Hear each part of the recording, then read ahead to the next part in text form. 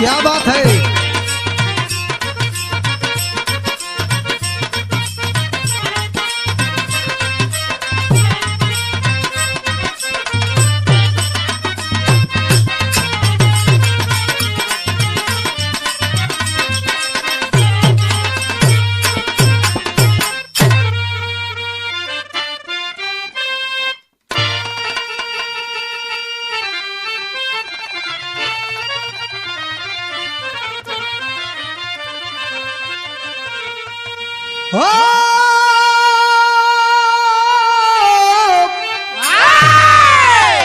और बोल बाबा हाँ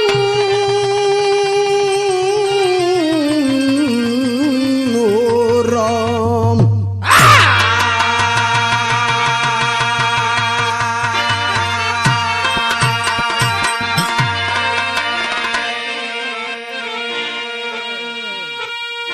अच्छा बाबूजी, परम पूज्य परम सम्मानित हमारे बड़के भैया प्रकाश यादव मलदहिया के देख रेख में हम गायक सुभाष लाल यादव एंड पूरी पार्टी गाजीपुर के धरती से आप लोग के बीच में एक छोटा सा प्रसंग सुनाने चल रहे हैं। कहीं त्रुटियां हो तो आप लोग से क्षमा बंद चाहेंगे।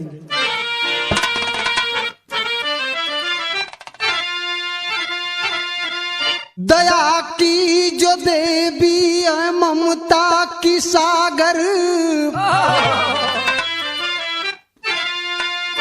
वही तू जगत में काती है बेटी। कहीं घर की लक्ष्मी कहीं गुड़िया रानी, कहीं पर कुलछनी कहती है बेटी। ओ छोटा सा आंगन या बाई की ममता, नहीं बाप माँ को भूल पाती है बेटी। लिखा जब है किस्मत में ठोकर ही ठोकर, तो जीवन भर आंसू बहाती है बेटी।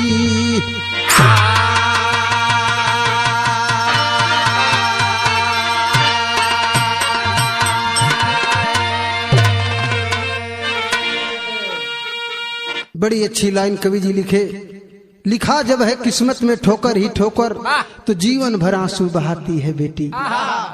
राजेश बाबा कवाली का टुकड़ा लगा मास्टर।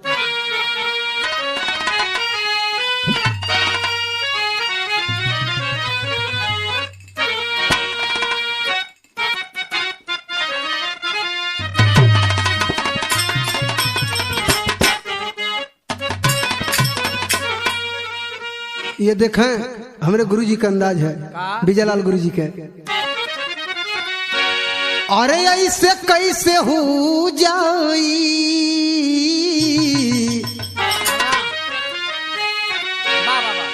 ऐसे कैसे हो जाई, मोहब्बत के सौदा है।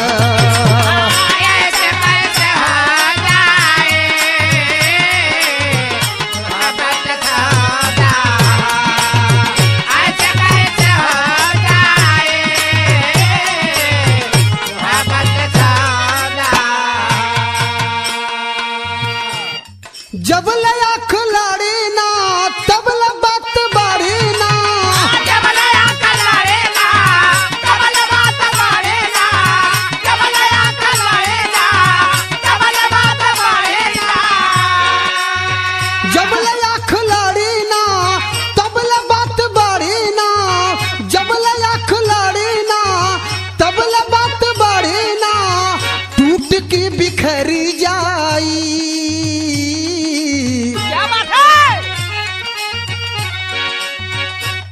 के बिखर जाई, प्यार के घर रौदा है। बिखर जाए प्यार के घर, क्या बात है।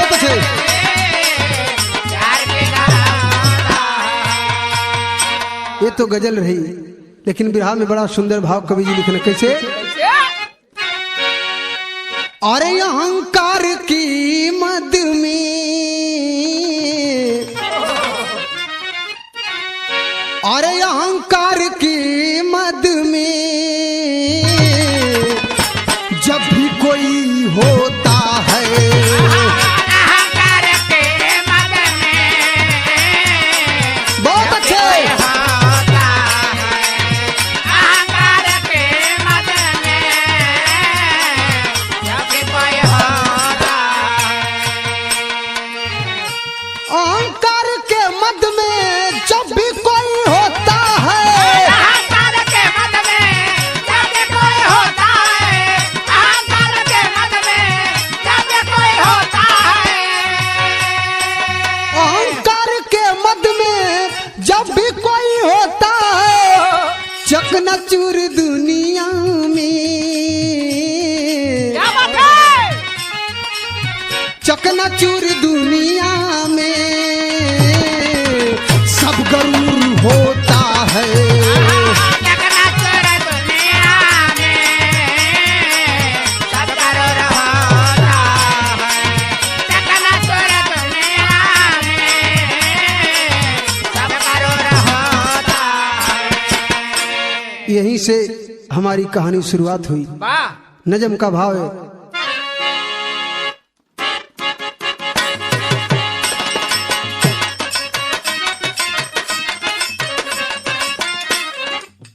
कली को तोड़ माली सुख भला कैसे पाई, बिना बहार के वो बाग में ही मर जाई।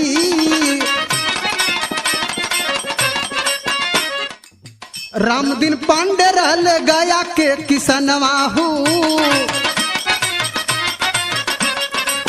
भयल विवाह सिलाइली तब भवनवा हूँ, बीता कुछ वर्ष गर्भ पेट में ठहराया है, दुल्हन से रामदीन बात एक बताया है, क्या बात है? होत सवेरे तब वो अस्पताल आए हैं, अल्ट्रासाउंड जाके पत्नी का कराए हैं, झूठ बोला है डॉक्टर जान को बचाया है, गर्भ में लड़की थी लड़का उसे बताया है,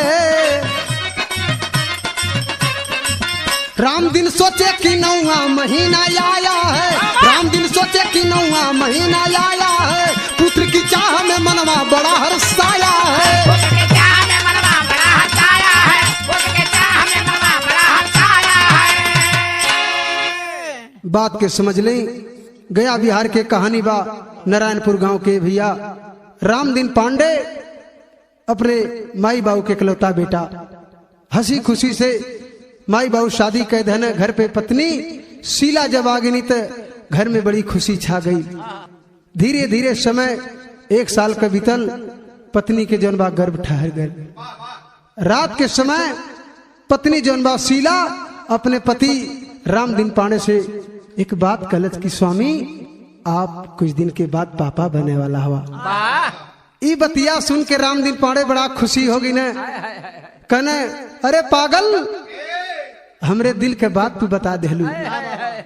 सुबह अपने पत्नी के लेके जौन बा अल्ट्रासाउंड कराओ खातिर चल देना कि चलब अल्ट्रासाउंड कराई, लड़की रही तो खत्म कर दी, यदि लड़का रही तो हमारे 20 बीघा जमीन का वारिस बन जाएगी। यह मन में उमंग लेके अपने पत्नी के लेके जब चलना तो सरकारी हॉस्पिटल पर पहुंचल हो, सारी बात डॉक्टर साहब से बताए, पत्नी शीला का अल्ट्रासाउंड हुआ, मालिक की मर्जी वही होता है जो मंजूर खुदा होता है।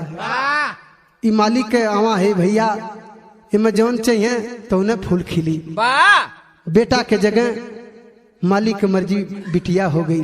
डॉक्टर साहब को दया आ गई कि बेटा और बिटिया में क्या अंतर है, इसकी भावना गलत है। समझा बुझा करके लड़की को लड़का बता करके रामदीन पांडे को डॉक्टर साहब वापस कर दिए। पत्नी को लेकर के रामदीन पांडे जब घरे आई न तो धीरे धीरे डिलीवरी का समय करीब आ गई।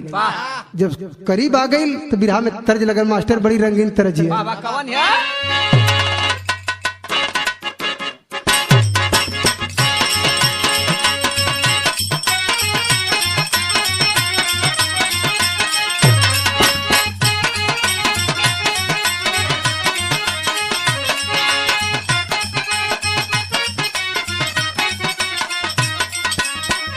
राजेश बाबा हुआ धुन बाप कोनो दुल्ही का दुल्हा गाड़ी का ड्राइवर मिल गल तो रात का सुतत के समय कहे लगल कि हे स्वामी रातों दिन तू स्टेरिंग पर हाथ धैले रहला न तनको यदि गड़बड़ चला देबा तो नियत खराब हो जाई आ काम बिगड़ जाई फेल हो जाई। समझावत है का कहला मास्टर बिस्की बरंडी तू पी के बलमुआ सनकिया जनी राजा जी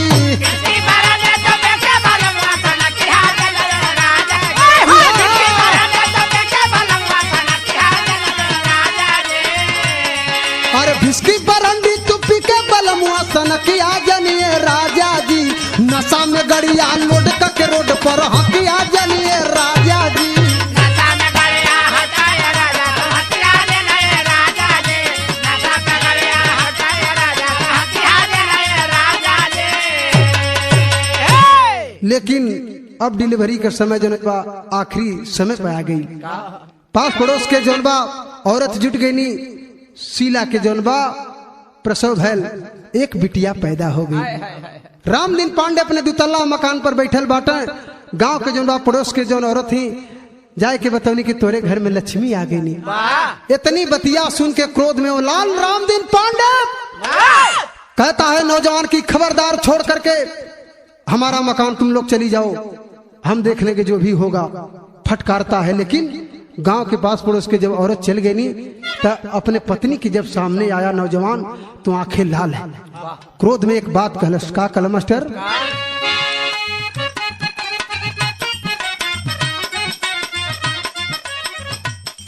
अरे लड़की जन्म ते रामदीन पाड़े अपन नजरिया चढ़ावले बा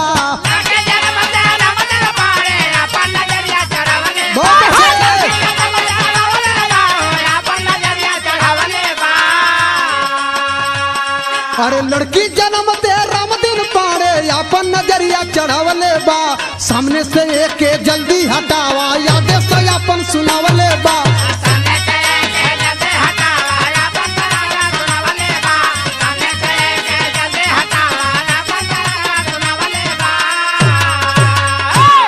पत्नी जब शीला सुनने की पति हमार बिगड़ गल हो क्रोध में लाल हुआ लेकिन माई का ममता आंचल अपने बिटिया के जोनबा अभी 2-4 घंटा का पैदा भइल है जोनबा कपड़ा में लपेट के पति से अपने भीख मांगे थे कि स्वामी ऐसा मत करा लाख पीड़ा से के हम बेटिया के पैदा कैले बाटी लेकिन आपके तन को ममता ना है। लेकिन पति से कहती है शीला का पाथर करे जवा बनाइल हली माई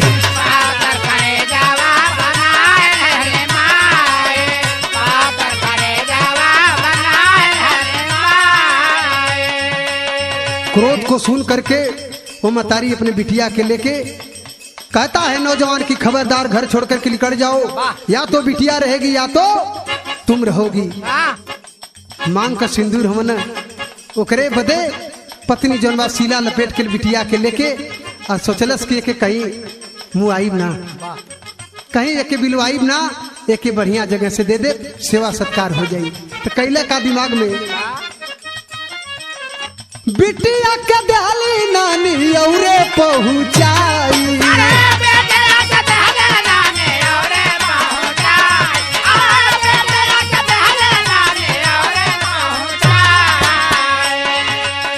शीला अपने मैके पहुँचल है अपने भैया से कह लगल भैया हो इनके पोसा जियावा ए भैया आपका रिश्तेदार जीजा क्रोध में लाल हुआ हे बिटिया के लेला सेवा सत्कार कर दिया बड़ा खुशहाल बाटे उनके बेटा चाहिए। अरे बाप रे बाप अगल बगल के लोग भी मेहरारू जुट गए सुन के बात। तब कहला भैया हो इनके पोसा दियावा बपई कर भगवले बा। भैया हो इनके पोसा दियावा बपई कर भगवले बा। भैया हो इनके पोसा दियावा बपई कर भगवले बा। भैया हो इनके पोसा दियावा बपई कर भगवले बा। सामने से इनके जल्दी हटावा याद से अपन सुनवले बा।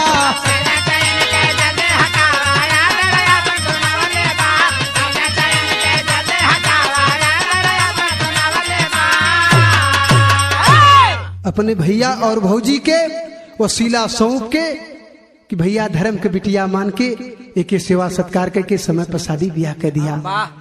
भैया रहते ना पाई हमें कैसे पहुंच जाई सामने नहीं तो बिगड़ जाई हैं। भैया को सौंप करके वसीला फिर अपने घर पहुंचल बा। शाम को वक्त बा लेकिन धीरे धीरे समय जौन बा 2 महीना 4 महीना साल भर जब बीतल तो फिर वही बगिया में मालिक की मर्जी फिर फूल खिले के उम्मीद आ गई। धीरे धीरे समय जब बीतल तो रामदीन पांडे के आंगन में खुशी आई ले मास्टर बिरहा में तर्ज लग गई।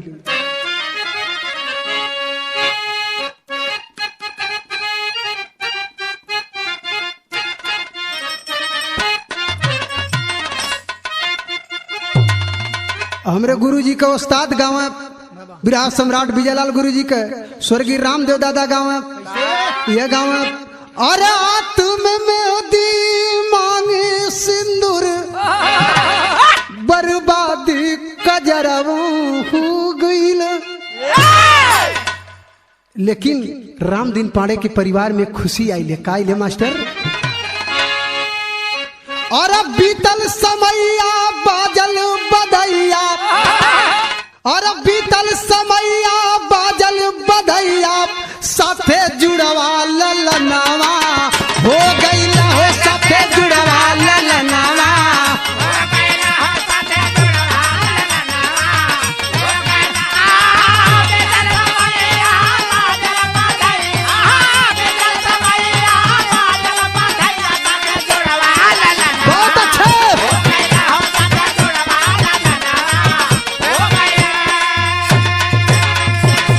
देखा यह मालिक की मर्जी बेटा चाहत रहल बिटिया हो गई तो अनर्थ हो गल रामदीन पांडे के घर मकान में। लेकिन मालिक की मर्जी एक बेटवा के जगह 2 बेटवा हो गई न। बड़ी खुशी के बात अपने घरे जौन बा बरही करावत हुआ घर पर जौन बा पौनी परजुनिया हितनाथ सब लोग के बटोरले बाटे बाजा भी कैले बात ढकचिक ढकचिक कुल बजत बा। बड़ा खुशी का माहौल है। नेक जोग मांगत ही लोग तो देत हुआ का अन धन लुटावेला राम दिन दुआर हो अखिया कपुतरिया दोनों हमर लाल हो।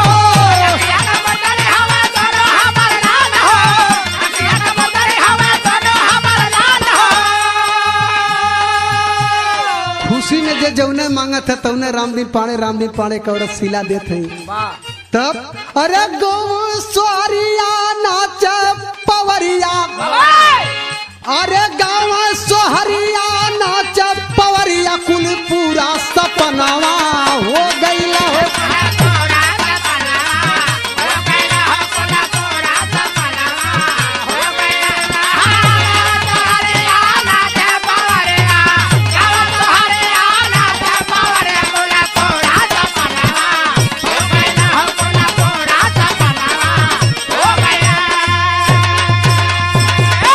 गांव को खुशी अगल बगल के गांव में भी खुशी पहुंच गई।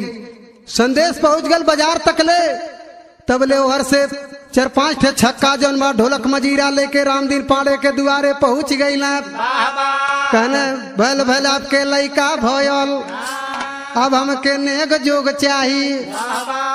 पहुंच के जौन बा रामदीन पांडे के औरत शीला के पकड़ ले बाटे सोन तो ले हर रामदीन पांडे मिठाई उठाई दे के कहने रे भाई तो बड़की गोल आ गई 3 इडियट आ गई ने सोन इन्हन से पार तो हाली ना पाई।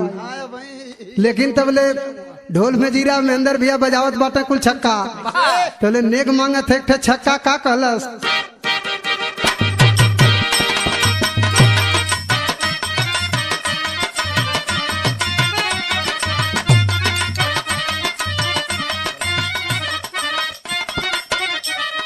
दू ठे छक्का जौन बाप रामदीन पाड़े के दोनों के काठे लइकन के लेके जौन बाप नाचत बाटे और गावत बाटे। यह कहत हुआ अरे जुगे जुगे जिया तोरा लानवा भवानवा के भाग जागल हो मोरे ललना मुहवा सुरुजावा के जोत अंगनवा उजियार भइल हो।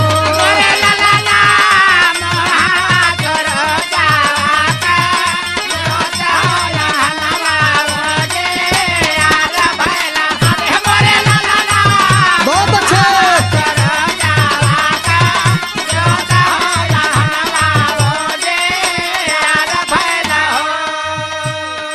ए बाबा हमके सिकड़ी चाहिए तो एक ठे छक्का ऐठत नाचत कूदत आल कल हमके अंगूठी चाहिए। ले भाई ले बेटवा न भैल बा लिकाड़ के जौन बा सिकड़ी रामदीन पाड़े एक ठे छक्का के दे देना, एक ठे के अंगूठी दे देना। तब ले एक ठे छक्का जौन बा ढोलक मजीरा ढाई के तुरंत रामदीन पाड़े बो के छेक ललस। तो कहलस का कहल राजेश बाबा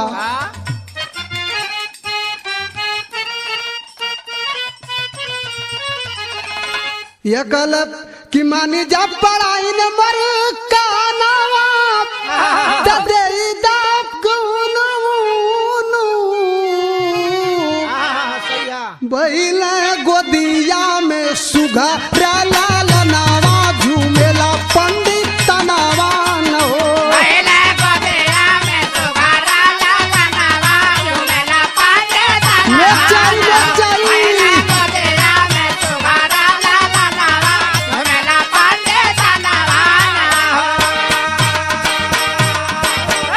तो एक ठो में हीरा भैया बड़ा खौरा छक्का रहल, एकदम चुपचाप बैठल बा। सब लोग देखा था कि ये भाई कुछ बोलते डोलत नहीं खे।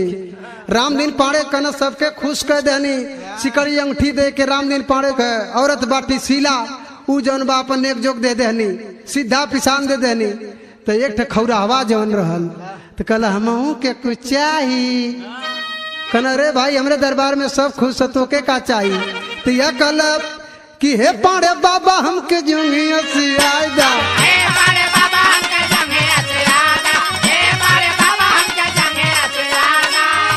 अरे अरे अरे सब सिकड़ी अंगूठी मांगा था तो के जंगिया शीला के बुला के अपने पत्नी के रामदीन पाड़े कहने देते इनके कपड़ा दे दा।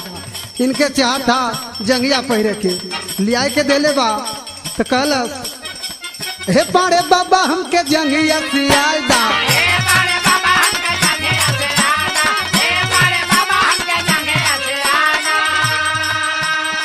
दर्जी बकटुआ के घर बोलवाई दा, दर्जी बकटुआ के घर बोलवाई दा।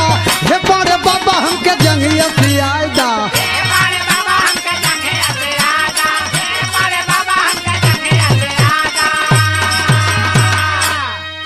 यहाँ की बात रामदीन पाड़े के परिवार में बड़ी हंसी खुशी बा। दुई बेटवा बहन अजय और विजय बड़ा दुलार प्यार से नाव रखने माई बहू धीरे धीरे लालन पालन होत बा। लेकिन जौन बिटिया उ आंख से देखल ना चाहत न रामदीन पाड़े शीला अपने जौन मैं के पहुंचौले रहल ओकर लालन पालन मामा मामी करत हो धीरे धीरे सयान होखे लगल। जब सयान होखे लगल तो ओकर खर्चा फीस कापी बढ़े लगल। जौन बा ममिया के यह बड़ा कलह हो गई। तो कैला का मास्टर बिरहा में बड़ी रंगीन तर्ज लग गई।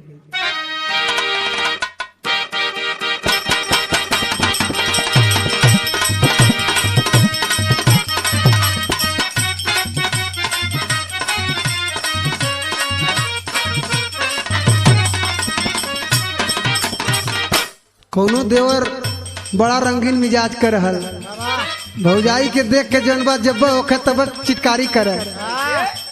कहलस भौजैया यह कथ कि हम त ढूढ़ी मुनली रहली पियरी माटी से, हम त ढूढ़ी मुनले रहली पियरी माटी से, देवरा मुँह न खोदे काठी से।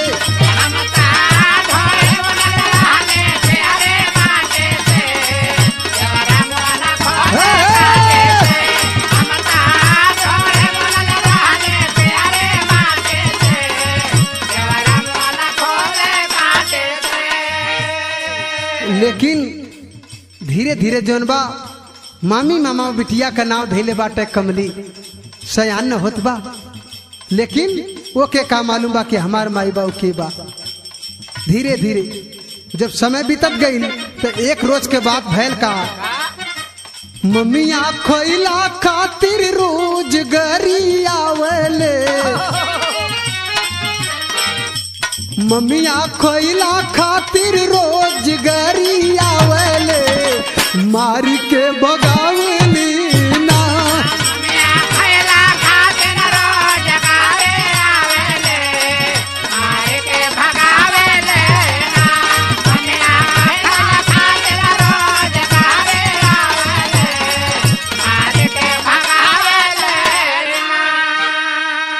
रोज हानि हानि में हाना सुनावले, मारी के बगावली ना।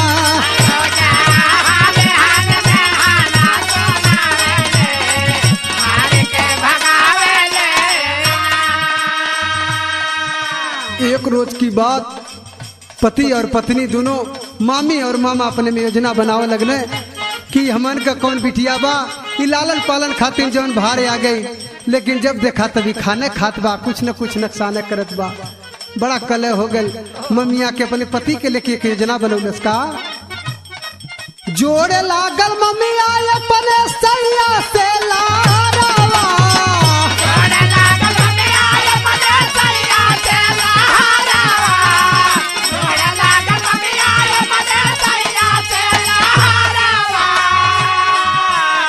योजना बना के यह एक बड़ा कहर ढाहा जाता बिटिया कमली खातिर का योजना बना के डलला दाल में जारवा,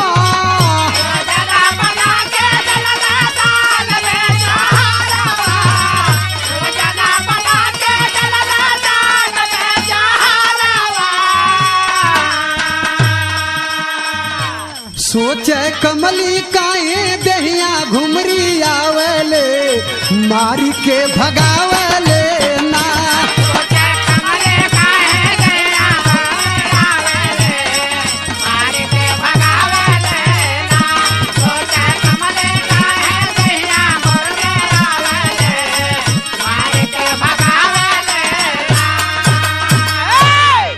ए बाबूजी मामी और मामा जौन बा कमली के जौन सेवा करे खातिर रखले रहना, वो एक दिन योजना बना के जौन बा कहे लगना कमली से जाती जब बाजारे तो के कपड़ा लेके आवल जाई, कापी लेके आवल जी, कल से तू स्कूले जाए लगी, नहा धो के आओ जल्दी।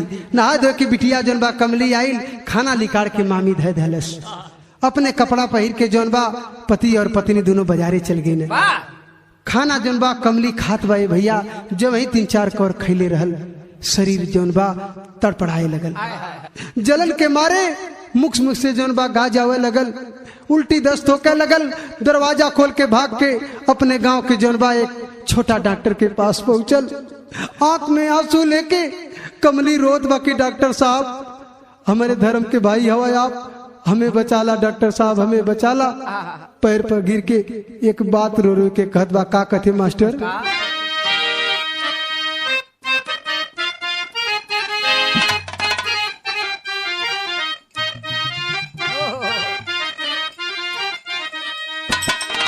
कोनो उत्सव में जब औरत खुशी होनी तो गावनी बड़ा अपने में संगोष्ठी कैसे गावनी? यह गावनी की लगली पीढ़ियावा चोरावा ना पवाली की आई गईल ना, हमरे सैया को नाम की आई गईल ना। लेकिन दर्द के मारे, पीड़ा के मारे डॉक्टर साहब के पैर पे गिर के कमली रोवती, भीख मांगत है अपने जीवन खातिर। यह गलत रोवा कमली धके डॉक्टर साहब को चरनावा सुनाई बुइया, बड़ा धर्म के बीरनावा सुनाई बुइया। ए भैया हमरे केहू ना, एक दिन एक आदमी मेहमान हमरे दरवाजे पे आल न, हमार मामी मामा कह लगने कि इता ननद का लड़की बा, हमन के सेवा बर्दाश्त करे खातिर दे के चल गई ने सोन। हमन के बोझ हो गई ये महंगाई में अपने लड़की लेकन के हमन के पढ़ाओ लिखाओ के पैसा ना बा, लेकिन एकर शादी ब्याह कहाँ से करल जाई। हमरे केहू ना हो डॉक्टर साहब, हमरे धर्म के भाई बन के आज हमार जान बचाला। दर्द सुन करके अगल बगल के पास पड़ोस के जौन बा औरत जुट गई नी।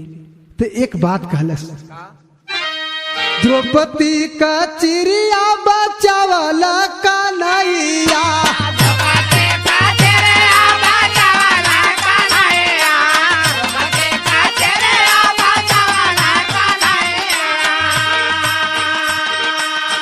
जब जब अबला पर आफत आई लिए डॉक्टर साहब तो आबरू बचाव खातिर भगवान कन्हैया जी अवतार लेने। लेकिन द्रौपदी का चिड़िया बचावला कन्हैया,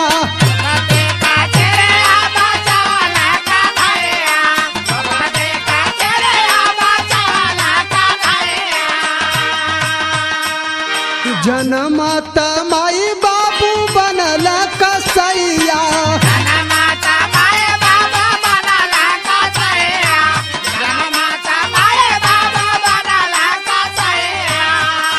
कमली के उठा के डॉक्टर साहब कहने का खैली, कौन चीज खैली कि शरीर में पीड़ा दर्द होकर लगल, उल्टी होत बा। लड़की के लेके जौन बा घरे पहुंचल हुआ, देखत हो भोजन चेक करत हो तो मिलल का, डॉक्टर दखल भोजन में मिलावल बा पोइजनवा सुनाई बुइया, बड़ा धर्म की बीरनावा सुनाई बुइया। लड़की की दर्द सुन करके वो डॉक्टर साहब गांव के छोटा उपचार खातिर अपने मोटरसाइकिल पे एक लड़का के लेके लड़की की बैठा के एक बड़ा हॉस्पिटल में चल देने। जब हॉस्पिटल में पहुंचने तो एडमिट करा के वो गांव का डॉक्टर साहब अपने जौन बा बाहर हो गई हॉस्पिटल से।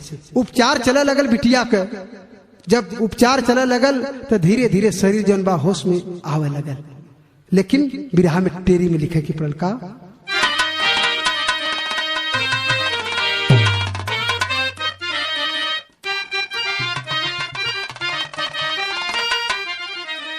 मऊवतिया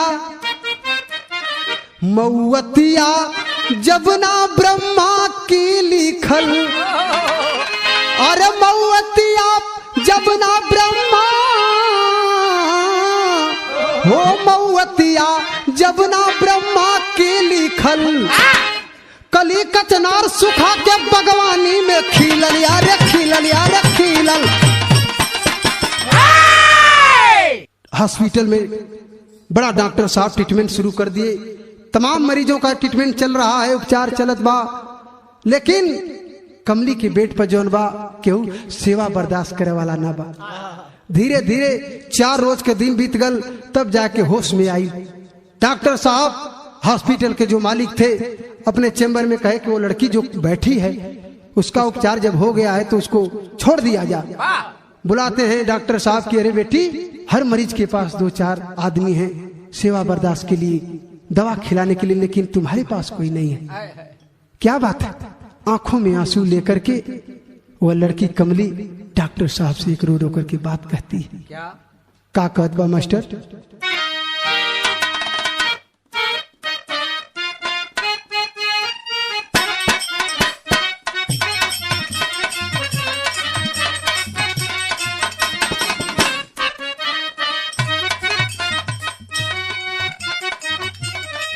डॉक्टर साहब से लड़की रो रो के बतावत बा कि डॉक्टर साहब हम देखले तो ना बानी, लेकिन मामी मामा के द्वारा सुन ले बाटी कि हमार घर कहाँ बा, हमार माई बाऊ ई ना बाटे लोग, हमार माई बाऊ केहू और बा।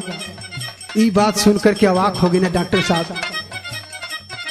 कहत बा बाटे नारायणपुर साहब मोरा गाँव आयर साहब मोरा गाँव आओ, राम दिन पारे अमरो बापनो राम।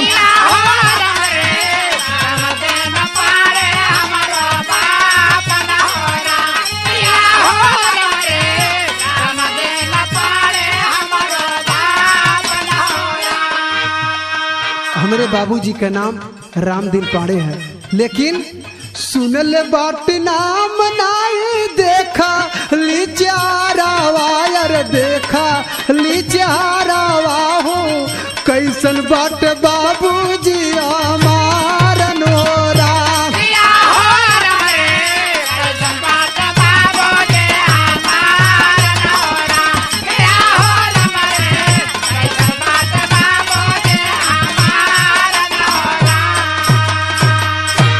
ए डॉक्टर साहब हमसे का पूछेला बड़ा हम विपत के मारल बाटे आंखों में आंसू लेकर के झरझर झरझर आंसू बहत बा कमली। एक बात और ही में कल है गर्भवा में बाबू अमर चेकअप करवा वाला यार चेकअप करवा वाला हो बचौला एक डॉक्टर हमार जानन हो रहा किया हो रे बचौला एक डॉक्टर हमार जानन होला किया हो रे बचौला एक डॉक्टर हमार जानन होला। छोड़ी अली मामी ए डॉक्टर साहेब हम इतना जानत बाटी कि हमार माई हमें ननिहाल में छोड़ के चल गई। तमाम दुख पीड़ा हमारे मामी मामा दे लगने जहर जौन बा भोजन में दे देना हमारे गांव के छोटा डॉक्टर साहब एडमिट करा देना ये साहेब, लेकिन पैसा भरे के नाव पर हॉस्पिटल छोड़ के तो भाग गई नहीं। हमारे पास कुछ ना बचल है डॉक्टर साहब। कल छोड़ी अली मामी अमर हमके नानी औरावा में हमके नानी औरावा में आज ले न ले अली समाचार नोरा किया हो रे आज ले न ले समाचार नोरा किया हो रे आज ले न ले समाचार नोरा। हम इतना जानत हिए डॉक्टर साहेब कि हमारे जेकरे घरे लालन पालन होता हमार माई बाबू ना बाटे। दर्द भरी बात सुनकर के वो हॉस्पिटल के डॉक्टर साहब कहते अरे बेटी बहुत पहले जब हम अपना हॉस्पिटल या नहीं खोले थे तो एक सरकारी हॉस्पिटल पर थे तो वहीं एक व्यक्ति नौजवान आया और हमसे बताने लगा ये मेरा पहला फल है डॉक्टर साहब, यदि हमारे पत्नी को बेटा हो जाएगा तो हम आपको बड़ी खुशी से जो कहेंगे वो खर्चा करेंगे। उसकी भावनाओं को समझ करके, लेकिन जब उसकी औरत को चेकअप किया तो लड़का के जगह लड़की थी। हमने सोचा कि भ्रूण हत्या हो जाएगी, ऐसा न करें कि इस लड़की को बचा दे। उस समय तो बचा दिया, तुम्हारा चेहरा नहीं देखा था, लेकिन मालिक की मर्जी की तुम आज मेरे हॉस्पिटल पर आ गई, सामने खड़ी हो तो मेरी धर्म की बेटी हो तुम। तुम्हारा उपचार मैंने किया है, 25,000 रुपया लगा ट्रीटमेंट करने में, सारा पैसा तेरा माफ करता हूं। लेकिन अरे बेटी एक बात बता तू कि अपने ननिहाल जाना चाहती है कि घर जाना चाहती है? हम तुम्हें बताता हूं कि तुम्हारा घर कहाँ है और तुम्हारे बाप माँ का नाम क्या है। सारी बात बता करके कागज पर लिख करके वो लड़की कमली को दे देते हैं डॉक्टर साहब। लेकर के पर्ची अपना गांव अपने बाबू और माई से मिले बदे लड़की लिखड़ पड़े। तो भैल का मास्टर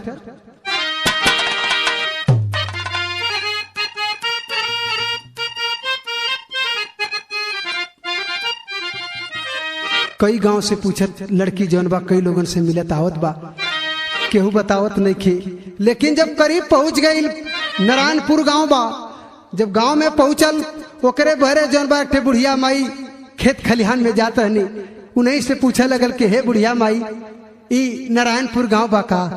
बुढ़िया माई बताओ लगन के रे बेटी का बात बा? कल बुढ़िया माई हमें बता दे तू कि रामदीन पाड़े का घर कौन बा। इतनी बतिया जब बुढ़िया माई सुनलस कपार पर खांची ले बा, अवाक हो गई। बड़ा दिन के बाद बिटिया रामदीन पाड़े का खोज खबर ले वाला केहू लौकल तो तू लौकलू। लड़की पूछे थे बुढ़िया मतारी से कि हे बुढ़िया माई हम एक बात पूछल चाहती। का पूछलस?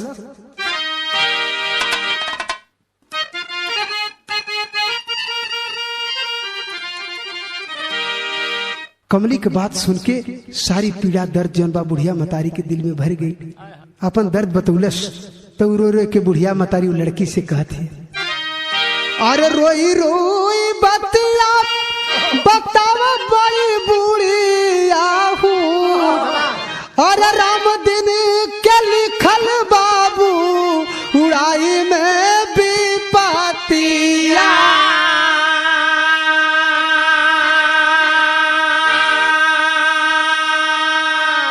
ए बेटी का पूछलू राम दिन पाड़े के दिन दशा बड़ी खराब बा। दुई बेटवा बहने जोने बेटवा का बड़ा हर्ष उल्लास से बरही करौने पढ़ा लिखा के नौजवान बनौने, लेकिन जब शादी योग्य भईने दोनों तो शहर में अपन जनबा अपने मन से शादी करके घर द्वार छोड़ देने। आज रामदीन पाड़े और उनके पत्नी शीला के दिन दशा बड़ी पातर बा। बुढ़िया मतारी कहलस कि लइका जवाना दोनों शहर में बियाह कैले और अवती में अरिया मराई गली महतिया।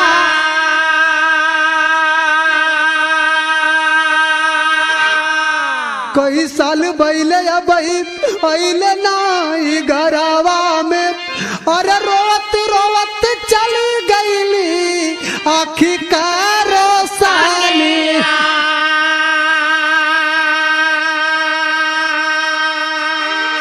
भइले कमजोर दी बीमारी परेशान कैली कटिया पे उत बाड़ी कुल दूर गतिया।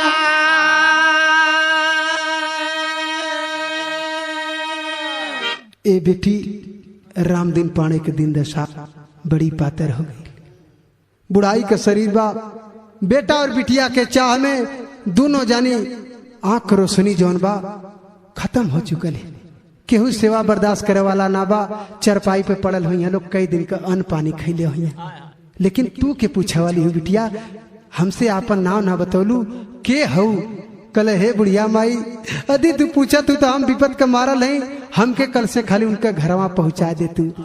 हाथ जोड़ के एक बात कल कमलिका कल मास्टर।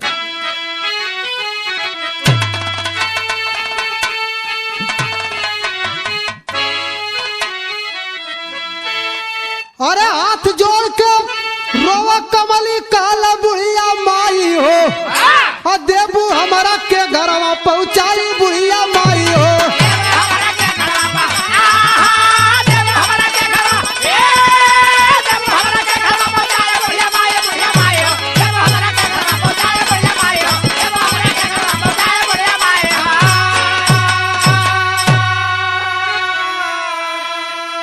रामदीन पाड़े के दरवाजे पर अपने जनबाऊ लड़की कमली के लेके बुढ़िया मतारी पहुंच गई।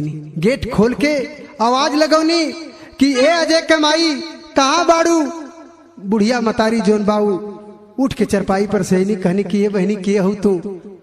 कहतनी दरवाजा अपन खोल तू।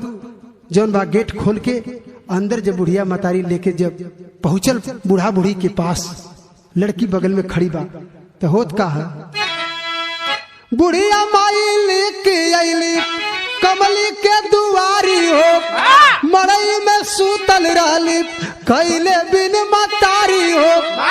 और कई दिन से कैले ना भोजनिया बुढ़िया माई हो। अनाचयकियों कोई दोनों पुतरिया बुढ़ियो मोई हो। कई दिन का पेट में जनबा अन गैल है। रामदीन पाड़े के चरपाई पे गमछा उड़ के सुतल बाटे, बगल में शीला वो बुढ़िया मतारी बेटवा के चाह में दोनों आंख रोशनी चल गई। लड़की जाए के जौनबा पास में बैठ के बुढ़िया मतारी से एक बात पूछते कि हे बुढ़िया माई तुहरे दुतल्ला मकान में कहीं चिराग जला वाला केहू ना बा? का बात है? इतनी बतिया जब सुननी बुढ़िया मतारी दोनों तो आवाज देहनी का देहनी मास्टर आला में लिखे के पड़ेला।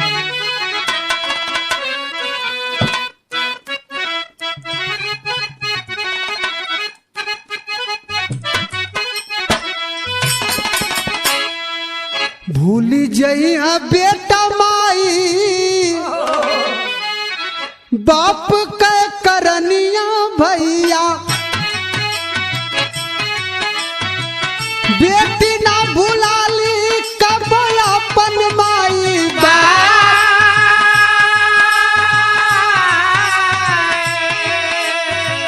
बोली कमली राम दिन से माधुरी बचनिया भैया नहीं बटकाए बाबू बेटा वासया।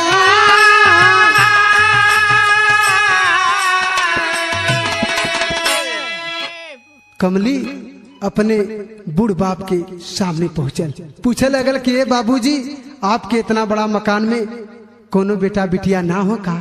केहू ये घर के चिराग जलावा वाला ना बा, आप लोग के पानी दाना दे वाला ना बा, बड़ा उदासी छौले है। इतनी बतिया जब सुनने राम दिन पाड़े तो भैल का लऊ के न सगरुया नार गरवा में भैया विधाता नहीं कहूँ सनता।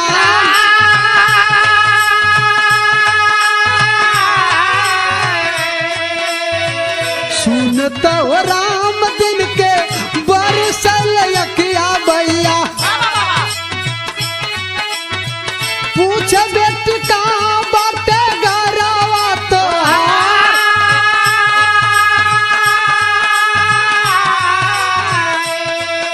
राम दिन पाड़े ए बिटिया हमरे घर में बड़ा दिन के बाद केहू पूछे वाला हमन का खोज खबर ले वाला आयल, तू के हुए बिटिया? आंख में झरझर झरझर आंसू बहत हुआ कमली रोत है, लेकिन कहल कमली माई बाबू का मुँह नहीं देखली बाबू लड़की गुन फेंक डाला बाबू जी हमार।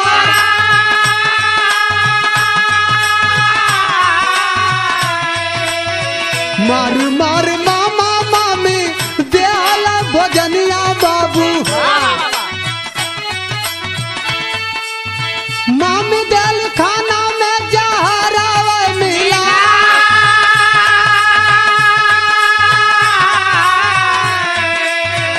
चार दिन भर्ती अस्पतालवा में रहली बाबू जानवा बचौला तब डॉक्टर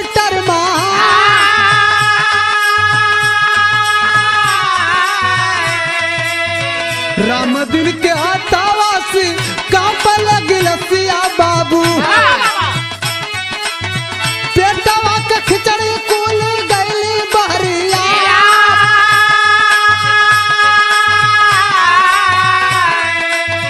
रोवयंदी माई तब बेटी के पकड़ के भैया छोड़ के न जइया बेटी घरवा दुआ।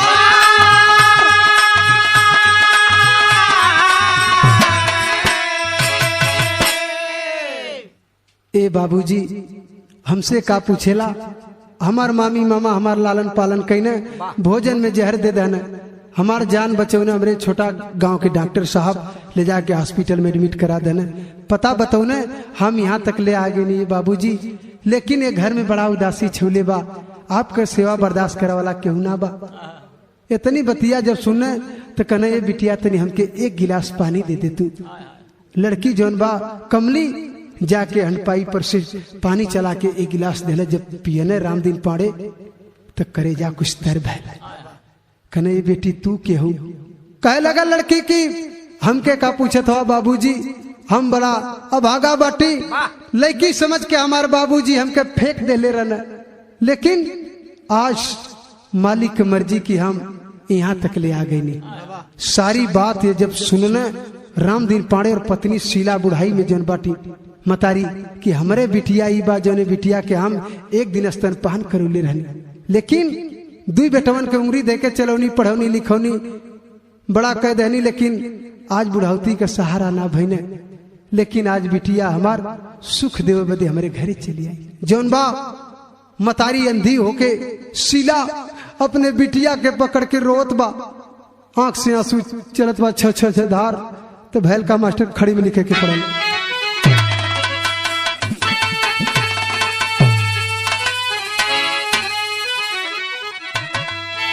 बात सुन करके जौन बाप राम दिन पाड़े पास पड़ोस के सब लोग के जुटा लेने, गांव के प्रधान के बोलौने कहने कि हमार बिटिया ई जौन बा आज हमके बड़ा सुख दहलस, ये बिटिया का हम हर्ष उल्लास से शादी कर दी। बड़ा ऊंची बात कहना का कहना मास्टर। जबले हाथ से हमारा कन्यादान ना होई तबले अंधा। राम दिन पाड़े वो बाप कहना 100 दान के बरोबर एक कन्यादान होला। सब कुछ दान करनी लेकिन बेकार है। आज ही हमार बिटिया है एक हाथ पीला कह दे, अच्छा खासा घर भर देख के तब हमके दिल के तसल्ली मिली। तो कहने का 20 बीघा जमीन राम दिन पाड़े के 20 बीघा जमीन में से एक पत्नी के लेके अपनी योजना बना के काम करना कि 2 बीघा जमीन अपन पांडे बेचवावले और कमली का सुंदर बियाह करवावले।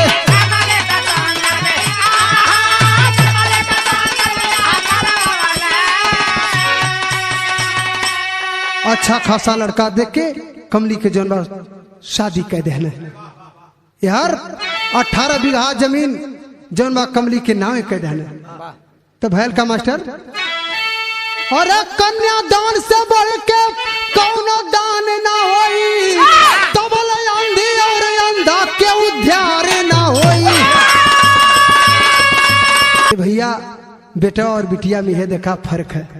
लास्ट में बिटिया आया कि अपने माई बाबू को सेवा बर्दाश्त कैले से। यह देखा प्रोग्राम के लिए संपर्क हम गायक Subhash Lal Yadav, mobile number 9721 80 22 10। Last में उड़ान बाकी से गुरु बिहारी गुरु गणेश जी डूब गए हैं गम से।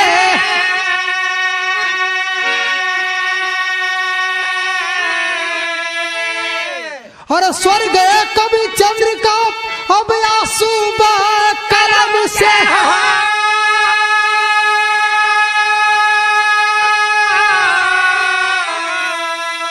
मऊतिया जब ना ब्रह्मा के लिखल आलोक सुभाष लाल सतगुरु से नेह लगावा। मऊतिया जब ना ब्रह्मा